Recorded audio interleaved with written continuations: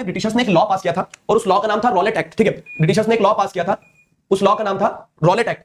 तो क्या देखने को मिल रहा है रॉलेट एक्ट में? आपको देखने को मिल रहा है कि जो रॉलेट एक्ट पास हुआ था तो उसके अकॉर्डिंग क्या था कि किसी को भी अरेस्ट किया जा सकता है, 2 साल तक जेल में रखा जा सकता है विदाउट एनी ट्रायल। ट्रायल मतलब कि उसको कोर्ट में पेश नहीं किया जाएगा, और अगर फिर वो व्यक्ति बेगुनाह पाएगा तो छोड़ देंगे, लेकिन 2 साल तो उसने जेल में बिता दिया ना आपने, समझे? तो यहाँ पे अगर जैसे आप देखेंगे तो रॉलेट एक्ट को एक बहुत अनजस्ट लॉ, ब्लैक लॉ बताया गया था। ठीक है, अभी उसको समझाएंगे। तो ये रॉलेट एक्ट क्या है? तो रॉलेट एक्ट क्या था? एक लॉ पास किया गया था, बताया मैंने, इंपीरियल लेजिस्लेटिव काउंसिल, मतलब जो ब्रिटिशर्स की असेंबली थी उनके द्वारा एक लॉ पास किया गया, जिसके चलते गवर्नमेंट को उन्होंने पावर दे दी क्या कि किसी भी पॉलिटिकल एक्टिविटी को, पॉलिटिकल एक्टिविस्ट को डिटेन कर सकते हैं, अरेस्ट कर सकते हैं, प्रिजन में डाल सकते हैं विदाउट ट्रायल फॉर 2 इयर्स। तो ये तो ब्लैक लॉ था, इसके अगेंस्ट में जगह जगह प्रोटेस्ट चल रहे थे। महात्मा गांधी ने भी बोला क्या कि हम क्या करेंगे? Gandhi ji decided to make a हड़ताल against this unjust law on 6 अप्रैल 1919। और ध्यान रखना, सत्याग्रह प्रिंसिपल में पहले बात करी थी क्या कि जो भी करेंगे पीसफुली करेंगे। तो पीसफुली महात्मा गांधी ने बोल दिया कि इस रॉलेट एक्ट के अगेंस्ट में अपने हड़ताल करेंगे 6 अप्रैल 1919 को, और हुआ भी। ठीक है, पीसफुली लोग प्रोटेस्ट कर रहे थे, लेकिन 4 दिनों के अंदर ही क्या होता है, but on 10 April the movement became violent. क्या हो रहा था कि गवर्नमेंट को ऐसा लग रहा था कि लोग कई लाइन ऑफ कम्युनिकेशन डिसरप्ट ना करते, तो गवर्नमेंट ने लोगों को कंट्रोल करने की कोशिश करी, लोग भड़क उठे और उस कारण से वायलेंस हो गया। अब जब वायलेंस हो गया ना, तो सरकार के पास में एक एज रहती है क्या कि लोग पीसफुल प्रोटेस्ट नहीं कर रहे हैं, लॉ एंड ऑर्डर मेंटेन करना है, तो सरकार फिर क्या करती है? अगर लोग एक था चलाते तो सरकार 4 डंडे मारती है। ठीक है, तो वही हुआ यहाँ पे कि पीसफुल प्रोटेस्ट कर रहे थे, लेकिन वो प्रोटेस्ट वायलेंट टर्न आउट हो गया, और उसी के चलते क्या है, जब प्रोटेस्ट वायलेंट टर्न आउट हुआ तो मार्शल लॉ इंपोज कर दिया गया।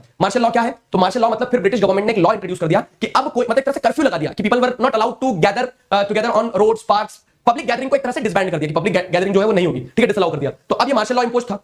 अब क्या होता है ना कि बैसाखी का मेला, ये टाइम पीरियड अप्रैल वगैरह था, बैसाखी का मेला लगता है पंजाब में, लोग इकट्ठे होते हैं। ठीक है, बैसाखी के मेले में अब हुआ क्या है ना, तो 13 अप्रैल को वही इसी तरह से बैसाखी का मेला लगा था जलियांवाला बाग में। कुछ लोग पॉलिटिकल एक्टिविस्ट भी थे जिन्होंने सोचा कि मेले की आड़ में हम लोग भी क्या कर लेंगे, अपने लोगों को इकट्ठा कर लेंगे। ठीक है, तो 13 अप्रैल के दिन जलियांवाला बाग में सब इकट्ठे हुए थे, लेकिन जलियांवाला बाग में से बाहर नहीं जा पाए। क्योंकि वहां पे जो जनरल डायर था उसको कमांड दी थी कि तुम लॉ एंड ऑर्डर मेंटेन करना, मार्शल लॉ लगा हुआ है। और जनरल डायर ने जब उसे पूछा गया तुमने ऐसा क्यों किया, तो उसने क्या कहा? I perform this act to create a moral effect among the satyagrahis, कि मैं डर पैदा करना चाहता था in the minds of, in the hearts of satyagrahis. तो जलियांवाला बाग इंसिडेंट क्या है? जनरल डायर ने मार्शल लॉ का हवाला देते हुए बोला कि ये लोग इकट्ठे क्यों हुए और उनके ऊपर ओपन फायर करवा दी, और ये इनफेमस जलियांवाला बाग इंसिडेंट कहलाता है। अब क्या होता है, अब जब लोगों को पता लगा कि इस तरह से हमारे भाई बंधु के ऊपर गोलियां चलाई गई है, तो लोग भी रोड पर उतराए। इसका इंपैक्ट क्या हुआ? इसका इंपैक्ट हो गया कि लोग रोड पर उतराए, बहुत सारे लोगों की जान गई। अब लोग रोड पर उतराए, लोग वायलेंस को कंट्रोल करने के लिए गवर्नमेंट भी वायलेंस का इस्तेमाल कर रही है। तो सत्याग्रही इस बार force to drop their notes and do salaams to the sahibs. तो इस तरह से क्या है कि सत्याग्रही को भी प्रताड़ित किया गया बहुत ज्यादा। जो लोग प्रोटेस्ट कर रहे थे उनको भी अरेस्ट किया गया, मारा गया, पीटा गया। सरकार ने फिर क्या है, आयरन हैंड इस्तेमाल करना शुरू कर दिया। ठीक है, तो ये पूरा इंसिडेंट है किस चीज का? रॉलेट एक्ट से लगा के जलियांवाला बाग तक।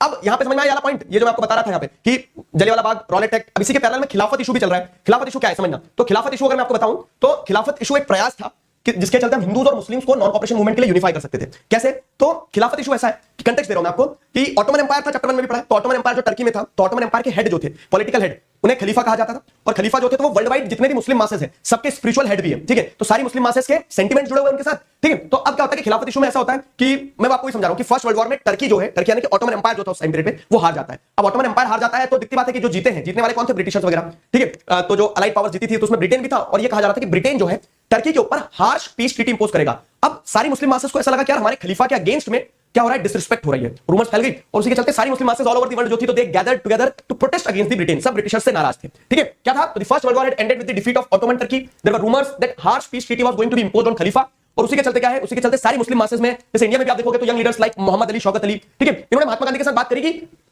Muslims all around the world including India सब क्या है, they are not happy with Britishers. Jallianwala Bagh incident हुआ है, many of the Hindus and Sikhs are not happy with Britishers, let us unify these forces. लोगों के अंदर जो गुस्सा है उसको इकट्ठा किया जाए और एक बड़ा मूवमेंट लॉन्च करते हैं, मुंह तोड़ जवाब देते हैं ब्रिटिशर्स को। समझे? दीस वर द सेंटिमेंट्स। तो इसी के चलते क्या होता है, जो कलकत्ता का सेशन होता है, ठीक है, कब होता है? सितंबर 1920। ध्यान रखना, मैं वाली चीज है, सितंबर 1920 में जो कलकत्ता का सेशन होता है, तब महात्मा गांधी ने दूसरे लीडर्स को कन्विंस करा क्या कि हमें एक नॉन कॉपरेशन मूवमेंट लॉन्च करना चाहिए इन सपोर्ट ऑफ खिलाफत एज वेल एज स्वराज। ठीक है, और अगर क्यूमुलेटिव एफर्ट वो देखोगे इंपैक्ट इसका, जलियांवाला बाग इंसिडेंट, ठीक है, फर्स्ट वर्ल्ड वॉर के चलते जो रेजेंटमेंट था, खिलाफत इशू, इन सारी चीजों को एक साथ, इन सारे मुद्दों को एक साथ प्रेजेंट करके अब हम क्या कर सकते हैं, भिगो के जूता मार सकते थे ब्रिटिश गवर्नमेंट। प्रपोज किया महात्मा गांधी ने सितंबर के कलकत्ता सेशन में, विद इन अ ईयर, एक साल के अंदर ब्रिटिश रूल जो है धड़ाम से क्या हो जाएगा, कोलैप्स हो जाएगा, धरातल पे आ जाएगा। ठीक है, तो यहां आपको समझना होगा क्या कि गांधी जी जो थे, तो गांधी जी ने आइडिया दिया था कि हमें ब्रिटिशर्स के साथ हम कॉपरेट कर रहे हैं बिकॉज़ इंडियंस आर कॉपरेटिंग, हम उनकी स्कूल्स में पढ़ रहे हैं, ठीक है, हम उनके कॉलेजेस में काम कर रहे हैं, हम उनके प्रोडक्ट खरीद रहे हैं, तभी तो ब्रिटिश रूल है।